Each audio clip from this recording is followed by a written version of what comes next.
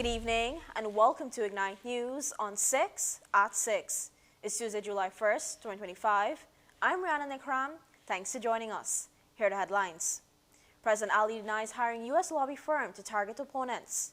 The Ogle-Eccles 4-lane highway was officially commissioned last evening, creating a link between the East Coast and East Bank of Demerara.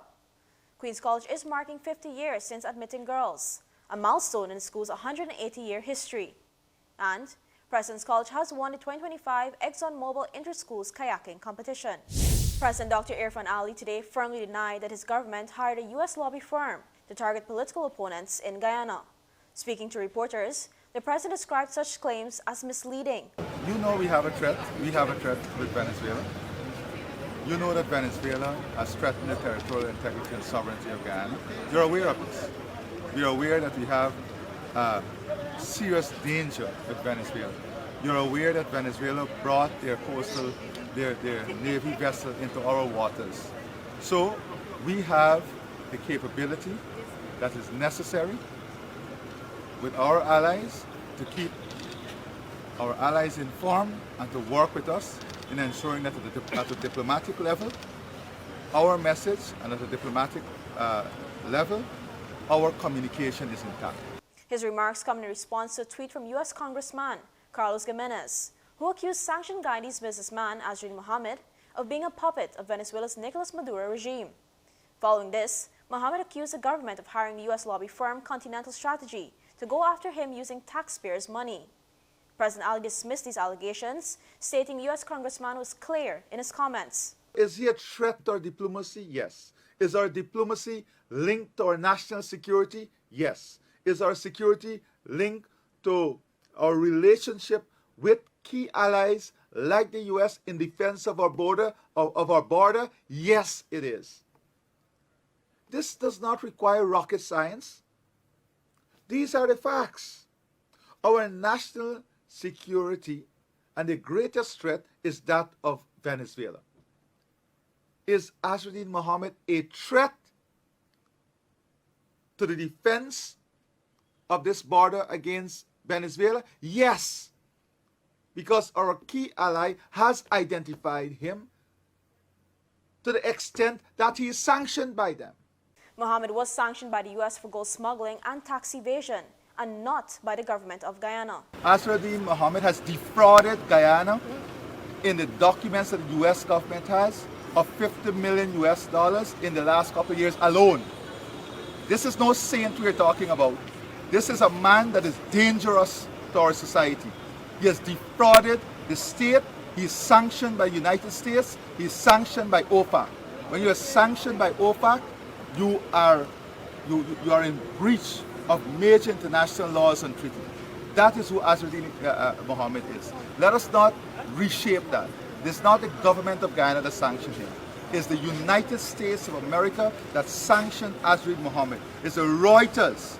You're part of Reuters outfit. No, Mr. President. All right, so you can get the local person from Reuters. It is Reuters, an independent news agency, that wrote the story about drug smuggling, about gold smuggling, and other illegalities. It's not government of Guyana. So let's get off of this horse. The exchange unfolds as the 2025 election campaign intensifies, with voting scheduled for September 1st, just 2 months away. As the political spotlight intensifies ahead of elections, new alliances are also taking shape on the local stage. 2 new political parties, the People's Movement, TPM, and Vigilant Political Action Committee, VPAC, have coalesced with Forward Guyana, FG, to contest the upcoming elections. The parties officially formed the Forward Guyana movement during a signing ceremony held at Carrier Lodge, Georgetown, earlier today. The party has referred to itself as a people-powered alternative to the status quo, a coalition that brings together principal political actors, civil society, youth, farmers, faith leaders, public servants, and concerned citizens to build a just, inclusive, and modern Guyana. It notes that it is committed to presenting a unified slate of candidates to contest the September 1st, 2025 general and regional elections, and further to a clear reform agenda and a bold vision for transformation. Speaking at the signing event, founder-leader of TPM, Nigel London, said the party is ready to serve. This is a historic day. not because politicians are signing a piece of paper, but because the people of this country are signing a new contract with hope, with trust, with an understanding of what a healthy relationship among parties should manifest. I come from humble beginnings. I have seen struggle. I have felt the weight of injustice, and I've heard the cries of citizens who feel forgotten. That is why I stood up, not for a position, not for fame, but for the people. All of the people whose voices are too often drowned out by power and privilege. When we formed the People's Movement, it was never about creating another party. It was about restoring dignity and public life, or to public life, and power to the people. Founder of VPAC, Darwin Bess, noted that the party is a movement for the people. Given the experience that I have, given the knowledge that I have, given all that you would have heard, which is only a very small summary, I believe that Guyana needs this right here. A movement that is for the people. A movement that would invite the people. So you all, including the ones looking around the world, can sit there and say, you know what? I have an idea, and we will listen. Because we're not building this for the three of us. We're building this for all of you. There's enough wealth in this country that every Guyanese can be successful. Meanwhile, Amantha Walton Desir noted that For Guyana movement is more than just a name, but a direction and a collective force of action. Today is not just the coming together of three movements. It is the coming together of a national conscience. For too long, our politics has been dominated by two poles, both claiming to speak for the people, while the people themselves are barely heard. For decades, our mothers have waited, our young people have waited, our teachers, our farmers, our nurses, our small business owners have waited. They've waited for a politics that sees them, a politics that serves them, a politics that works for them. Well, no more. That moment has arrived.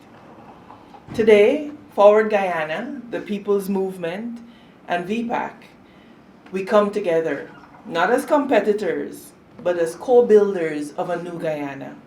We are proud to launch the Forward Guyana movement, a national alliance born out of courage, conviction, and a shared belief that Guyana deserves better. We did not form this alliance because it was easy. We did it because it was necessary. The party symbol is the wheel, while its official color is royal purple.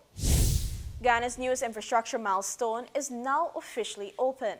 The Ogle-Eccles 4-lane highway, a US $106.4 million project, was commissioned last evening, delivering a seamless 7.8-kilometer connection between the east coast and east bank of Demerara. Constructed by Indian firm Ashoka Buildcon Limited, the highway features dual 3.6-meter wide lanes in each direction, 23 box culverts, pipe culverts, and a major bridge spanning the Lamaha Canal. Travel time, once up to 45 minutes, has now been slashed to under 10, dramatically easing congestion in and around Georgetown. But this project is more than just a road. It's a strategic connector linking key transport hubs like the Chedijigan International Airport and Ogle Airport.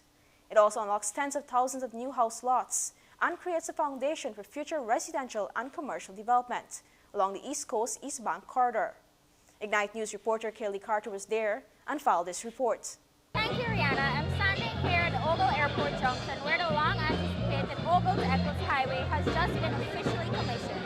This 4-lane highway is a vital link designed to ease traffic congestion, shorten travel time, and unlock economic and housing opportunities along the East Coast and East Bank. This project was without challenges, but you know what? The government worked hand in hand with the contractor to resolve those issues. Resolve them. When the country was suffering from high prices of stone, we had to intervene to make sure that the crusher run that they got, it came in at a competitive rate and came in at in a timely manner too. Whenever any other issues arise with the bypass road, that they used to build, government came in. Whatever the issue were, we worked with the contractor, and the contractor, as you can see from some of the videos sitting there, the construction technology used on this road is one of the best in the world. And I believe from some of the comments that I heard from the persons that have been using the road over the past 2 weeks and so on from here today, that this is a new standard of road construction in Guyana. This project is not only about a road. Development is facilitated by the investment in these critical infrastructure. But sometimes we have to understand what comes with these critical investments. What are the opportunities that these critical investments create? This road and all the other roads that we are building between the East Coast and East Bank has already opened up tens of thousands of new house lots. And it's already creating the opportunities for the third phase of housing development across the East Coast, East Bank corridor. With the highway now officially open, it's not only the journey between Ogle-Eccles that is easier, but it is expected that traffic in central Georgetown and on the East Bank, as well as the Heroes Highway, will be less congested. Reporting from the newly commissioned Ogle-Eccles Highway, I'm Kayak for Ignite. Back to you, Rita. Thank you, Kaylee. As Ghana accelerates its infrastructure rollout, the Ogle-Eccles Highway stands as a model of smart planning and international collaboration, not just easing the commute, but paving the way for the country's future.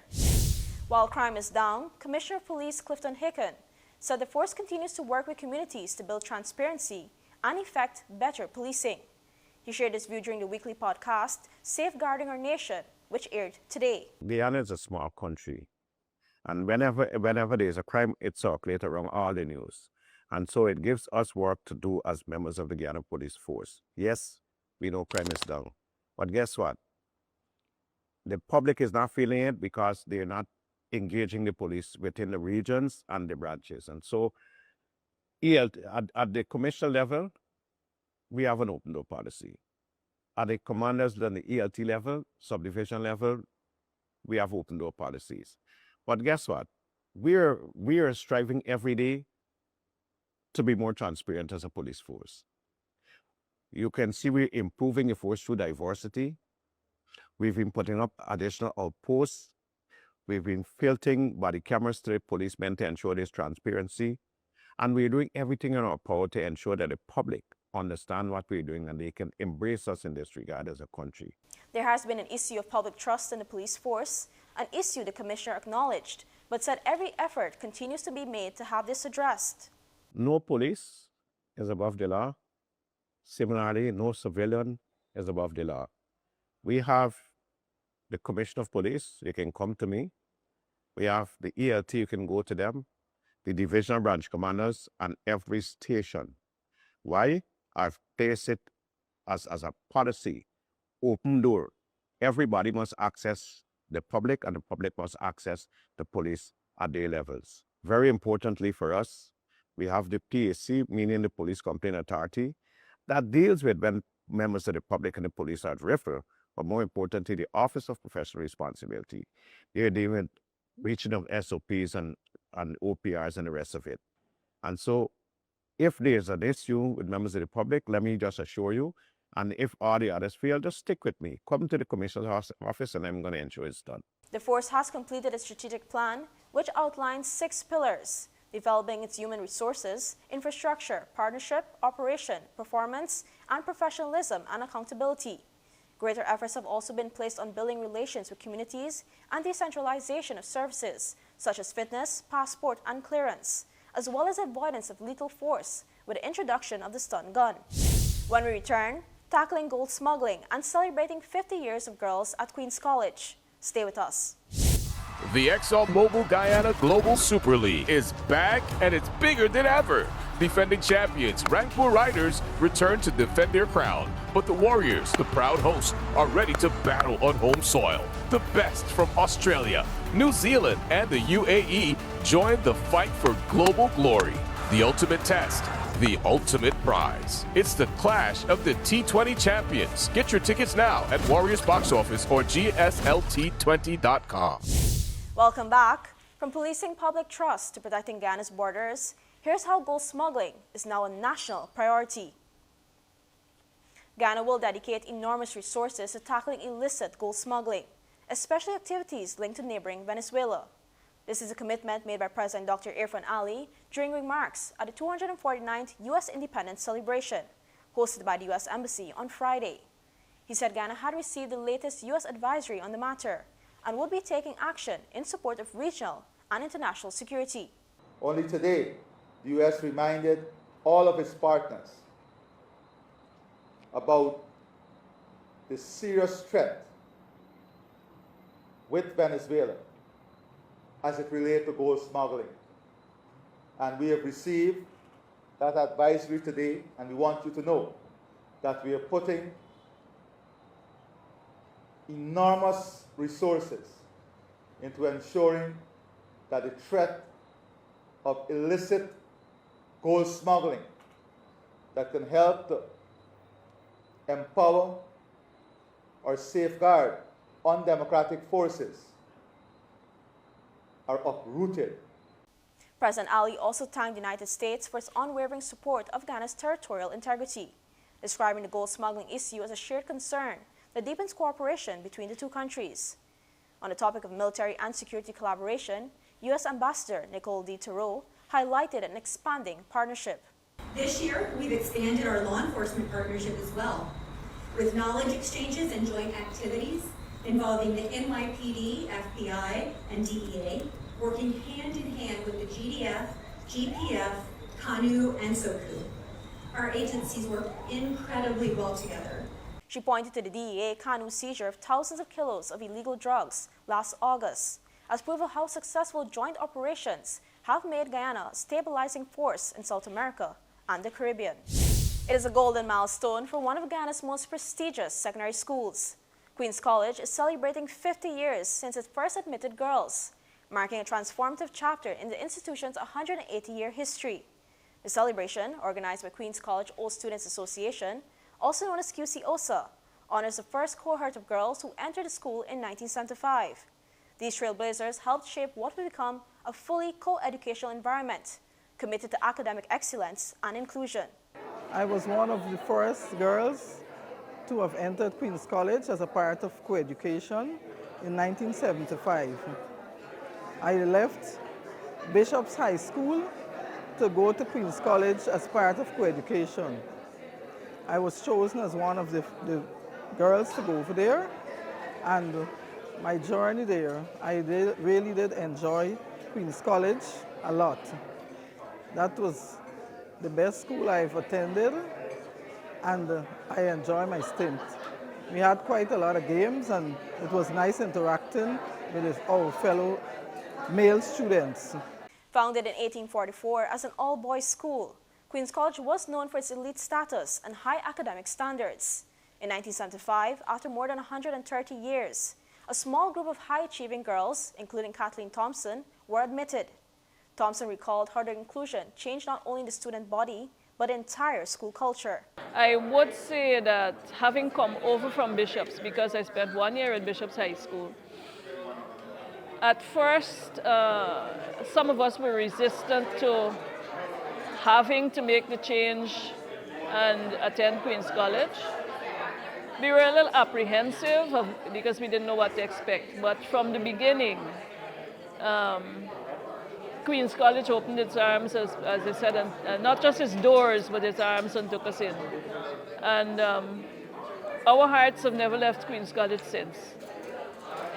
Queen's College it took a little bit of adjusting too, because Queen's, as a building it was, Queen's College really, the building was meant for boys. And it was somewhat physically uncomfortable at the beginning. But also Queen's College was a lot of fun. The inclusion of girls sparked a cultural shift from student interactions to classroom dynamics. It also left a lasting impression on the boys at the time, many of whom today recall the moment as the defining part of their school experience. We were all very excited to welcome this new addition to the school. In addition to welcoming these girls, we were also getting rid of a lot of annoying boys at the same time. So it was a double whammy for us. So we, as I said, we were very excited. I remember the first day of school, we all lined the corridors looking to see who was coming. A lot of girls came from Bishops, and we knew some of them. And we, all in all, we were very happy to have them. 50 years later, Queen's College is now known for producing top-performing male and female students at both the CSEC and CAPE levels, with graduates going on to lead in medicine, law, science, public service, and the arts. This anniversary isn't just a celebration of inclusion. It's a tribute to the courage of the first girls who walked through QC's gates and the legacy of excellence they helped build. As Queen's College looks back on 50 years of co-ed excellence, another school is looking forward with a fresh vision for hands-on learning. President Irfan Ali this morning officially commissioned the St. George's School of Sciences, marking a significant step in the country's drive to transform education and support youth development. The institution, now home to approximately 74 students, is being lauded for its hands-on, student-centered approach. According to Education Minister Priyamanik Chan, each learner has been personally guided over the past year by a team of dedicated teachers and school leaders. The minister noted the school has been closely monitoring the interests and potential of each student, with tailored internship opportunities set to begin soon. In a social media post, Minister Manik Chan highlighted the personalized attention given to each student, describing the initiative as a reflection of the beauty of service, seen in every face and story within the school. The St. George's School of Sciences is expected to serve as a model for modern, interest-driven education in Guyana. Sabrina Harichan has been installed as the 34th president of the Essequibo Coast of Lions Club during a ceremony held at the club's den in Anna Regina. The event highlighted the club's commitment to service and was officiated by past council chairperson Mohammed Shabir Hussain. In his address, he encouraged the new leadership to promote unity within the club and to extend compassion and support the communities, schools, and families in need. In an inaugural speech, President Harichan outlined a vision centered on sustainability, social impact, and long-term service.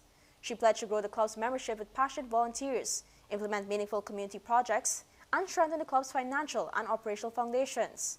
She said, "We exist not for recognition, but to make a difference," and that their mission includes feeding the hungry, supporting youth, aiding the visually impaired, responding to disasters, and offering hope where it is scarce.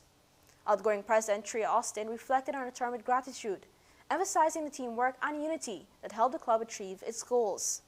She urged the new executive to continue fostering this spirit of compassion.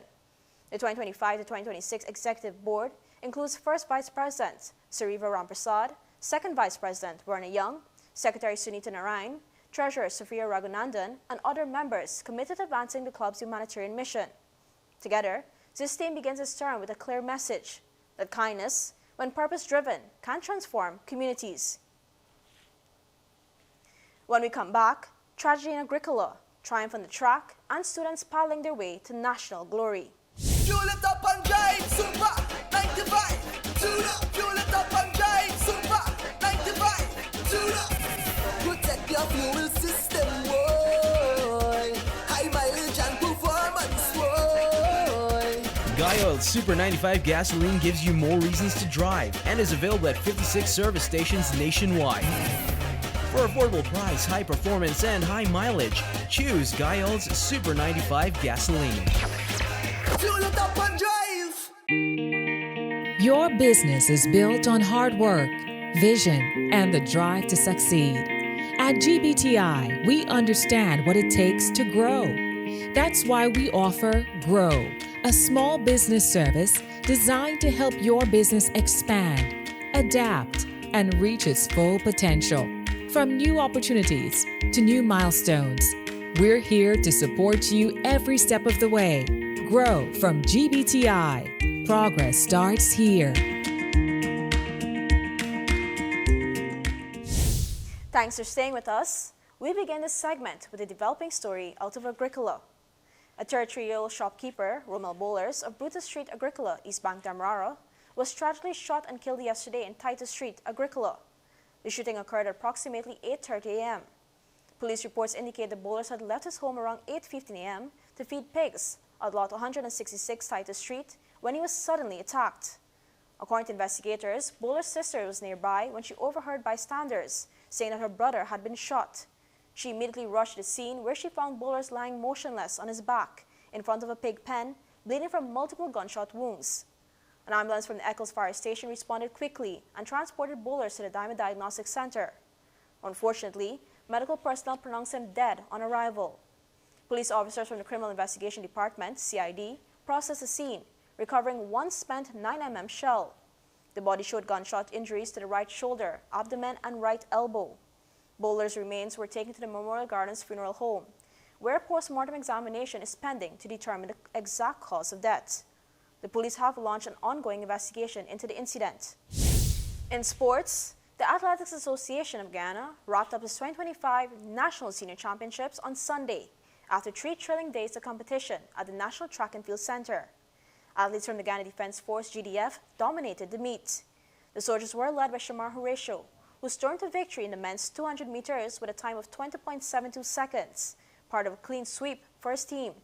Simeon Adams also delivered big for GDF, winning the men's 800 meters and helping the team secure gold in the mixed 4x400 meter relay, alongside Kenesha Phillips, Joshua Lamb, and Kaliza Smith. In the field, Leslyn Bear took gold in the javelin with a 70.35 meter throw. The long jump saw a strong showing from Police Progressives, Emmanuel Archibald, who leaped 7.96 meters for gold, while Annalisa Redmond won the women's event at 5.93 meters. Earlier in the meet, Archibald ran a blazing 9.98 seconds to win the men's 100 meters, while Tiana Springer claimed the women's 100-meter title in 11.52 seconds. The association praised athletes, coaches, and fans for the support, celebrating a strong show of talent and the growing spirit of athletics in Guyana. President's College, Purple Nation, has emerged as winners in this year's ExxonMobil Guyana Inter-Schools Kayaking Competition, hosted by Elite Kayaking and Nature Tours. The team delivered electrifying performances, securing the top spots in all races and categories in Sunday's exciting competition, which was hosted outside the Watuka Guest House in Linden. A total of 10 secondary schools from Linden and Georgetown competed for the grand prize of $600,000, along with trophies and medals. The New Silver City Secondary secured second place and was awarded $400,000, while third place went to Linden Foundation Secondary, which was awarded $250,000. 65% of the cash earnings is awarded to students in the form of educational voucher towards school supplies, while the remainder is awarded to the schools.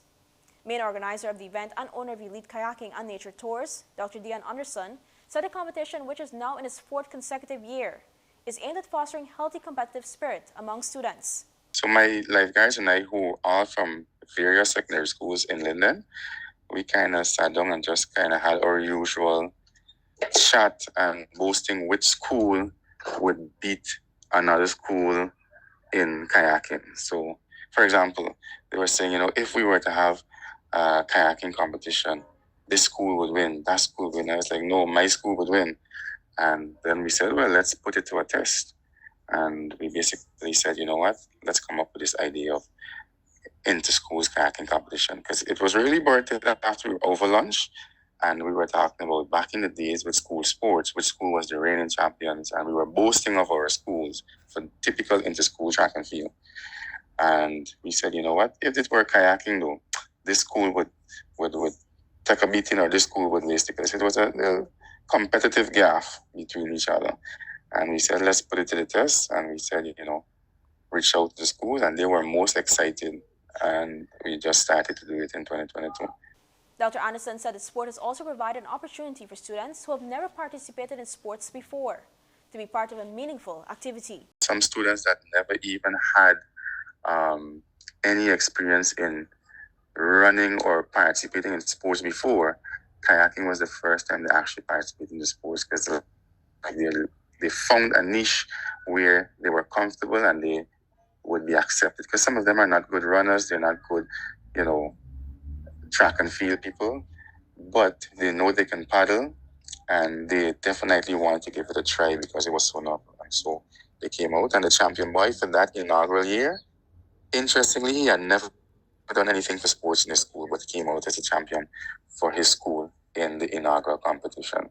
So it was a new breed of students, a new concept of sports in the country. So it attracted a fresh group of athletes who, while there wasn't necessarily a place for them to partake in, this was an area that they naturally gravitated to and definitely attracted new fans and also general sports enthusiasts overall. Dr. Anderson said he's extremely happy of the support for the competition has received thus far from persons across various backgrounds. The National Inter-Schools Kayaking Competition is slated for July 20th and will feature schools from various regions across the country. Schools from Bartica, Letem, and Mamburuma have been top performers who battle head-to-head over the years as a stage in this competition. The Republic Bank Caribbean Premier League, CPL, is hosting a vibrant, family-friendly health and wellness day on Sunday at the UWI Usain Bolt Track and Field in Barbados. Free and open to the public, the event aims to celebrate holistic health through an engaging mix of fitness, education, and community spirit. A release said that the day's activities will include fitness sessions, health screenings, nutrition demonstrations, and entertainment, appealing to all age groups. CPL's fitness ambassador, Spinny, will lead workouts and interact with fans, while attendees can also look forward to appearances from Barbados Royals players and CPL mascots.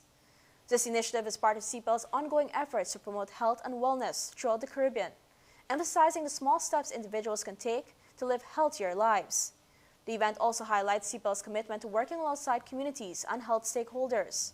Dr. Kenneth George, Barbados Chief Medical Officer, praised CPL for supporting public health, noting that community engagement fosters trust, understanding, and better health outcomes. He confirmed the Ministry of Health and Wellness's support for the initiative. West Indies captain and CPL Health and Wellness Board member Haley Matthews expressed her excitement about participating, noting the event's role in celebrating local sports, clubs, healthy living, and access to medical resources in Barbados. Still ahead, Suriname makes history in public health, and U.S. Senate takes a major fiscal gamble. Stay with us.